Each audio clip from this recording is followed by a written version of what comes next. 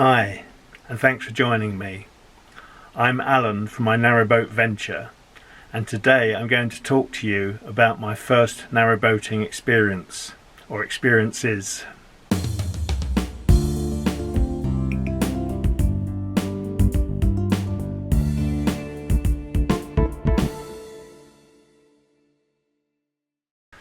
I wasn't brought up living near a river or a canal or anything like that, but I did get an interest quite early in canals, which stayed with me throughout my life.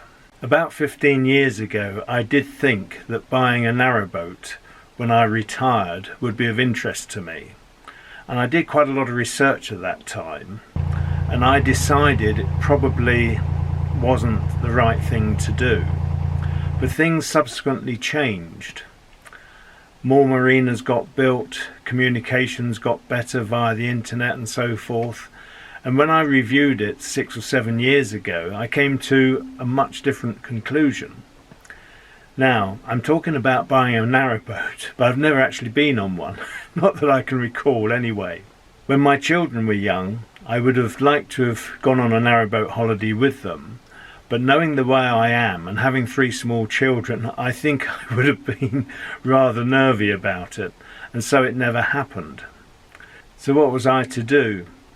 I did basically a lot of research on the internet, reading books and so forth, looking at videos, but I'd never had any practical experience, although I built up a very good grounding of theoretical experience. So 4 years ago at the Crick Boat Show, that's 2016, I took part in a boat handling experience. This is where 4 people go out on a boat. You actually pay to do this, but 4 people go out on a boat for an hour and you each get 15 minutes at the tiller. And I found that very interesting. My 15 minutes was on the way back, and it just felt so natural to me. I was really quite surprised. It was as though I had done it before. The boat we went out on was called Jellicle Moon, and I thoroughly enjoyed it, although it was such a short trip. And I did it again the next year, 2017. And at that time I did it with a lady friend, so we both got a little bit of experience. But again, I'd never had a boating holiday or anything, and here am I thinking of buying a boat. So I thought, well, what are we going to do about this? And I could see 2 ways of going about it. One was to go on a helmsman's course, and the other was just to jump straight in and hire a boat. Now, to go on a helmsman's course for 2 of us would have cost perhaps £600 to £800 if we were going to do it over a 2-day period. And I found that I could hire a narrowboat over a weekend for that sort of money. You either hired for a 3-day or a 4-day event. And I booked someone in advance, and what was available was a 3-day, which was, I say 3-day, it was actually Friday to Monday morning. You picked the boat up Friday afternoon and returned it at 9 o'clock Monday. So it was 2 full days, but 3 nights. I hired my boat from Napton Narrowboats. Napton Narrowboats are on the Oxford Canal, not far from the junction with the Grand Union, and they were excellent to deal with. Both when I rang them up and communicated with them later, everything was so straightforward, so I can strongly recommend them from my experience. The boat we hired was called Explorer. It was a 45-foot narrowboat, 2-berth, with a reverse layout. That is where you find the kitchen at the back and the bedroom at the front, and it had the walk-through bathroom. We collected the narrowboat on the Friday afternoon. Our due time to be there was 2:30.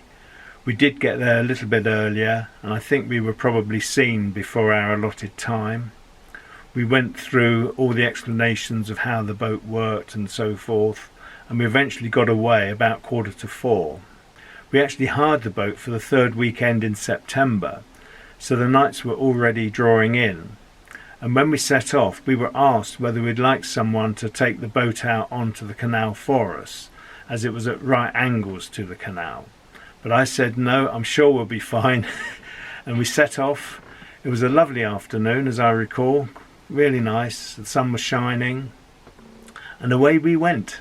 And I did a perfect getaway, so I was very pleased about that. I actually set up a video camera on the front of the boat. This was attached to a very sturdy tripod, and it was in the well deck, and I just set it off and switched it on and off now and again to get some film as we were travelling. Unfortunately, what I hadn't appreciated was the amount of vibration, so the quality of film that was recorded was not that good. But I also took a good number of still shots, so I can illustrate quite well what you're about to see. So I hope you enjoy the tale about my first proper narrowboat cruise.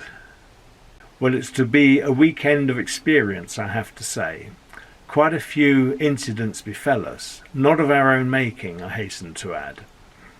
But anyway, I'm pleasantly cruising along, and the first thing that happened was a boat cut in front of me coming out of the Grand Union Canal.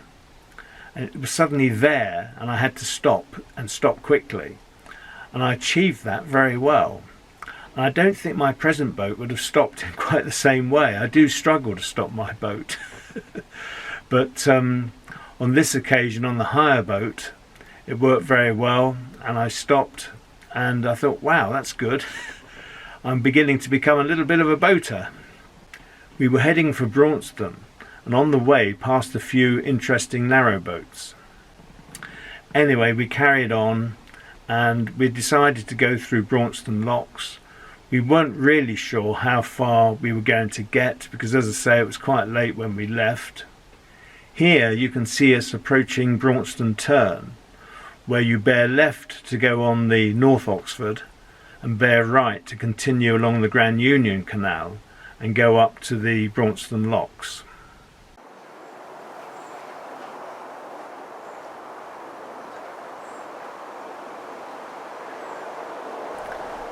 When we arrived at Braunston Locks, it was about 6 o'clock, and the bottom lock was leaking very badly. Now you have to understand, this was the very first lock I'd ever dealt with. So we wanted to take it steady. We didn't feel as though we were rushed at all. We were very relaxed, and I decided to only use one paddle to fill the lock. The Braunston locks, they're double locks, and obviously we were a single boater. There was no one else joining us in the lock, and I thought, well, I'll just use the one paddle, just take it easy, see how the boat reacts, because boats can move around quite violently in locks if you're not too careful. I couldn't fill the lock. The water was coming out the rear gate so fast, and the way I was filling it, it just didn't want to fill. I should have used both paddles. I realised that on reflection.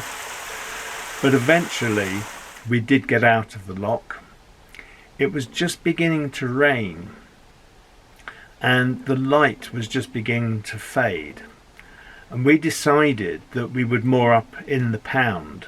Now, it's not normal practice to moor in a pound, it's not recommended, but we did moor up the boat, and a couple of experienced boaters walked past, and they said, I wouldn't moor there if I was you, move up to the next pound. And the reason was, the pound we were in was very low. We hadn't actually spotted that, so concerned with sort of steering the boat and guiding it and making sure we were doing everything right. We hadn't really noticed how low the pound was, but you could see mud. So that's not a good sign. These boaters very kindly said they would help us up into the next pound where there was more water, and it was now raining heavier, it was dark, and we went through into the next pound, and guess what, there was nowhere to moor, so we had to moor on the lock landing. Now that didn't worry us because it was pretty late at night now. It was very unlikely any other boats would be coming through. As I say, it was dark, it was a miserable night, it was raining quite heavily, so we moored up knowing that we'd have to be off early in the morning. So very pleased with that first afternoon's cruising and the way it had ended. In the night there was a rapping on the roof. Someone was obviously walking past the boat and had just chosen to rap on the roof. And it woke me up. I looked out the window as best as I could, but I didn't see anything, so I left it alone. Anyway, some time later it happened again. Rap on the roof. Well, this time I actually got out the boat and I looked up and down the towpath and I couldn't see anyone at all. So I just thought nothing of it, went back to bed. When it happened the third time, I realised what was going on. It wasn't anyone rapping on the roof at all. It was the pump going off. And I remembered that I had been told that it would be a good idea to switch the pump off at night in case it went off. And that's what it was. It was the pump going off at night. So there was a lesson learnt. In the morning we were up very early, about 7 o'clock, to move on, as we didn't want to stay on the lock landing. We felt guilty just being there. So we were up early and we got ready to move on. Looking back, you can see lock 2 behind us, so we had 4 locks ahead of us. And the next lock, lock 3, is quite well known, as it's right alongside the Admiral Nelson pub, a very popular stopping off point. So anyway, we were making progress and we moved up through the locks. When we got into the next pound, there was a single boat in there, and the boater told us that he had been on the bottom. Again, because of lack of water, that pound was also very shallow. Anyway, we moved up through the locks, did locks 4 and 5. That all went reasonably well. And then we arrived at the top lock, number 6. Once we'd gone through the locks, we had decided that we would moor up and have breakfast. Ahead of us was Braunston Tunnel, which we were looking forward to going through. I say that, but the reality was it's not something I wanted to do by myself for my first tunnel, so I was rather pleased I had someone with me. The tunnel turned out not to be as fearsome as I thought it would be. We did pass a couple of boats in the tunnel, and one passed us as we came out, but yeah, it wasn't too bad. Certainly not as bad as I thought it might be. Having said that, we weren't particularly prepared for it. We were using the tunnel light on the front of the boat and had the lights on inside the boat, but we didn't have any torch or anything with us at the stern, which is something I now always have with me when I go through a tunnel, so I get better lighting, and I think that's quite important for me anyway. I like to be well lit up and see where I'm going as best I can. Having gone through the tunnel, we carried on cruising up to Norton Junction. At Norton Junction, the Leicester arm bears off to the left, and we carried straight on to the Buckby flight.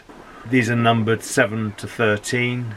Having done the 6 at Braunston, the next set of numbers was 7 to 13. We had to wait to get into the first lock. You can see us here moored up, waiting for boats to come out. We had some help going through the locks from boaters who were coming up towards us. This is a worrying scenario where you think you're going to squash a swan, or in this case 2 swans.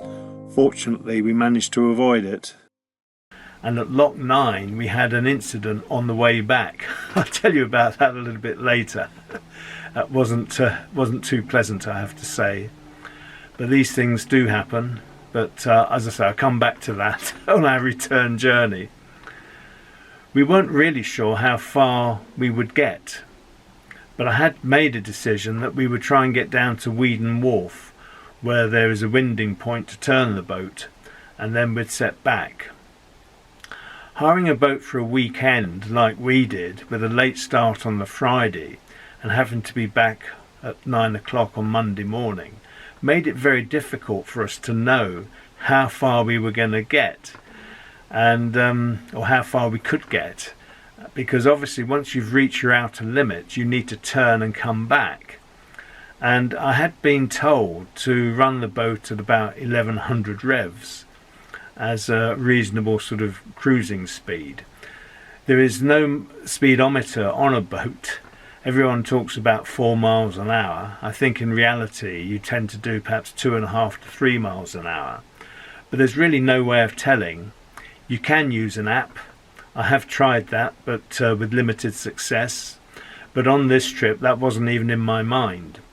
And I realised that 1100 revs wasn't going to get us to where we wanted to be. So I think we increased the revs to sort of 1300, and later on we were about 1400 revs on the way back. So going a little bit faster than probably the 1100 that was recommended to us. But 1100 was particularly slow. We carried on through the locks. We got down to lock 13 where we moored up. I went ahead to get the lock ready for us to go through. Adjacent to lock 13 is Wilton Marina, where I was eventually to buy my boat. Again, I'll talk about that a bit later. So we carried on. We came out of lock 13. Ahead of you it's dead straight for a period of time. Towards the end of the straight, the Canal and River Trust were doing some work to one of the, I don't know if it was a culvert or what it was, but there was something going on there. And we carried on, and we went out into a sort of wooded area, and that was quite interesting because we came upon a tree that had fallen right across the canal. Now this tree was quite thick at its base and had fallen across the canal, and fortunately it was bowing and we motored over it. It did worry me a bit, but we didn't snag anything as far as I was aware. But then, having carried on, I had the sense that maybe the boat wasn't behaving as it was before we'd gone over the tree. And so I stopped to have a look at the weed hatch.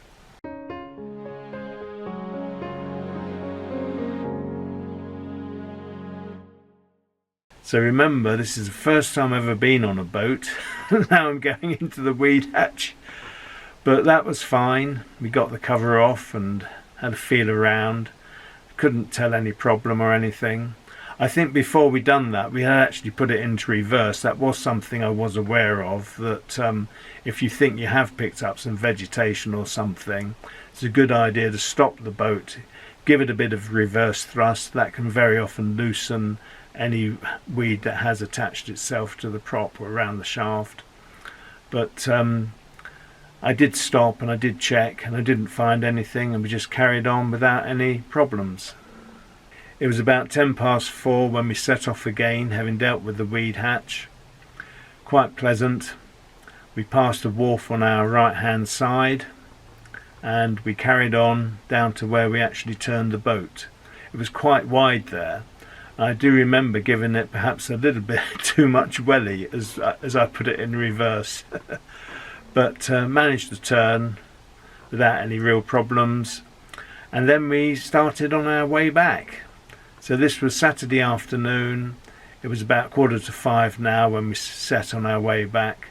We weren't going to do that much more travelling on that day. So we came back to where the Canal and River Trust were working, and we moored up. Ahead of us was lock 13 that we were going to tackle the following morning.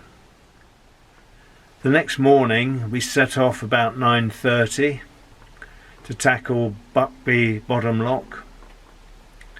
That all went reasonably well. Before we got to the lock we could see it had been overflowing. By the time we got there, some boats had come down in the lock and they were leaving, and we went in. We were by ourselves at this point, so got that all sorted out. I was dealing with the gates. And then we had help at the next couple of locks. There were other boaters about. It was quite busy that morning. It was quite a bright morning, so that was good. Then we got up to lock 9. My friend had been doing a lot of handling of the boat, and I wanted to have a go and see if I could deal with the lock single-handed. So the idea was that I would take the boat into Lock 9 and do everything. Anyway, as we approached Lock 9, we could see that there was a boat in the lock coming down. So I moored up on the landing. Now the landing to Lock 9 is very, very close to it, and there's only one bollard there. So I was tying the boat off using the bollard, and I also used a mooring pin for the centre line. And whilst I was doing this, they let the water out of the lock. Now I hadn't finished tying off the boat properly, and I turned round and suddenly the boat was in midstream. The mooring pin had come out. It wasn't a mooring pin that had an eye on it for putting the mooring line through, but the rope was still attached around it. Their two hadn't parted company. My friend was at the back, hanging on for dear life, trying to pull the boat back from the stern rope, and we managed to get it under control. I did have words with the people coming down as the incident occurred. It was rather a shock for us that they would let the water out before we were tied off. As I said before, I had a lot of theoretical knowledge, so I knew, what one should do and what one shouldn't do. And I think for them to let the water out when we were so close and tying off the boat was really a big mistake. So we were a little shaken after that, I have to say. And we sort of changed our plan. We decided that I would take the boat into the lock and my friend would deal with the gates. It turned out the gate was just too heavy, so I had to climb out. I did that. I had to climb on the roof and get out of the lock and help. And we started filling the lock. A boater came up and said, "Oh, you should have waited for us." Now we were out of sorts a bit, and I must confess we weren't looking for other boats. Anyway, we carried on with filling the lock. It was too late now to sort of empty it and open the gates and get another boat in. So we then set off to Lock 8. We passed through Lock 8 without any problems, and then there was only one more lock to go, which was Lock 7. This was known as the Top Lock. When we got there, there was a bit of a queue. There was a wide beam boat ahead of us, so we had to wait for the wide beam to go in, and boy did that take a lot of space. It really was a wide boat. I don't recall how wide. It might have been 11 foot, something like that. But eventually we got to go in the lock by ourselves, and again all was well. We dealt with the lock, that was fine. And we came out and we decided to take on some water. There's a water point just beyond the lock on the right hand side, on the towpath side. So we stopped to take on water. We had been passing other boats on our journey and talking to other boaters at Lockside and so forth, and were hearing tales that there was a log in the tunnel and to be very, very careful. The tunnel was still ahead of us, but before we went through we decided to moor up for lunch. So we did that. We stopped, had a nice break, and then we set on through the tunnel, not knowing what to expect. But all was well. We didn't have any big bangs or anything. It took us about 30 minutes to go through the tunnel. I think we must have been taking it steady. I think in more recent times I've gone through it a little bit quicker than that. Although some of you might recall I had, not ghostly, but I did go into the tunnel once when it was very murky and dark and you couldn't see the other end, and it wasn't so pleasant.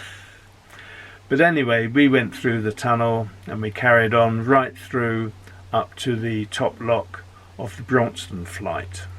When we got to the Braunston flight, there was a few people gathered around the top lock, and there was the log. And it was quite a sizable log, and it was stopping the top gate, one of the top gates, from actually opening, because it was butted up against it. And people were looking at it and not really knowing what to do about it. So I took the boat hook from my boat and just pulled it back out of the way. That's all we could do. It was far too big and heavy to lift out the water. We would never have been able to do that. I just moved it away from the gates, and that enabled us to to carry on. and eventually it was our turn to go down through the locks. Now by this time the boater that we'd had words with had joined up with us, so we came through the Braunston flight with another boat sharing, and we got talking to him, and he was quite a nice guy actually. He had family with him, so that helped us through actually. It does make going through locks a lot easier if you share them. So we got over our bad experience and that was fine. Always good going forward. We did it. We had more of a chance, I think, to explain what had actually happened and how we were sort of out of sorts at the time. We carried on going down through the locks. I think that was pretty uneventful. We passed the pub again, which a couple of years later is quite interesting, because I was returning from one of my trips by myself, and I was coming up the Braunston flight, and I did the first 2 locks, and by the time I'd done the first 2 locks by myself, another boat had caught up with me, and I asked if we could share the locks, and they said, yep, that's great. So we shared lock 3, and I thought we'd be sharing the other 3 locks as well. When we went through lock 3, they realised the pub was there. They abandoned me. So I had to finish the last 3 locks on that occasion by myself. These things happen, and it was a lovely afternoon. I wasn't bothered. It was a Sunday, and I was actually surprised there weren't more boats around. Anyway, back to my tale of our first boating experience. When we came through the bottom lock at Braunston, we then decided to moor up for a little while, have a break, have a cup of tea and so forth before we set on. It was now Sunday evening, well, late Sunday afternoon. We wanted to push on a bit further and moor up close to Napton Narrowboats, so we didn't have far to go in the morning. We eventually moored up about 6:15, just before Bridge 108, which was the last bridge before Napton Narrowboats, so we were there ready to get the boat back on time. It was still dry when we moored up, but later on it was to rain quite heavily. We took some final pictures of us on the boat, and we settled down for the evening. In the morning it was raining quite hard. We set off about 8:20. The boat had to be back at 9. And I'm pleased to say we got there on time. We had found the trip most enjoyable, decided there wasn't a need really to go on a helmsman's course. It was something I could always go on at a later time if I felt it was necessary. So many things had befallen us on the journey. The boat suddenly coming out in front of me when we first set off, the difficulty with the bottom lock at Braunston, the low pound, the problem with the tree across the canal, going into the weed hatch, the possibility of a heavy log floating in the canal somewhere.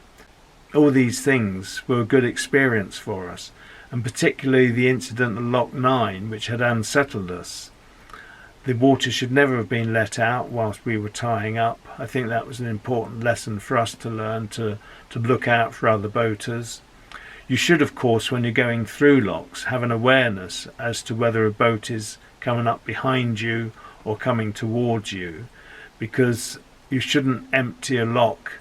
If you're going into a lock that is full and you need to empty it, if there is a boat heading towards that full lock, you should wait for them, let them come down and then go in when the lock is empty, as otherwise you're wasting a lot of water. So you do need to have an awareness of boaters around you, what they're doing and so forth. And this was a great learning experience, and I benefited immensely from that. And I then couldn't wait to buy a boat. It was at Wilton Marina where I would eventually buy my boat. At that time it was called Paula, and I eventually renamed it to Lazy Days. I did that when it was out of the water, because there's a big superstition that you shouldn't rename your boat whilst it's in the water.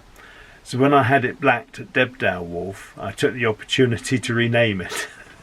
I was the only one in attendance at the ceremony, so I did it all by myself. So I bought my boat from Wilton Marina, which was one of several marinas where I had looked at boats. The good thing about Wilton Marina was that if you leave your details, your name and phone number at the reception, they'd let you have keys of boats, and you could go and have a good look around to your heart's content, basically. And that's important, I think. You want to look into all the nooks and crannies, and I could do that. The day I actually found my boat, I'd earmarked 3 boats to have a look at. They were all in a similar price range.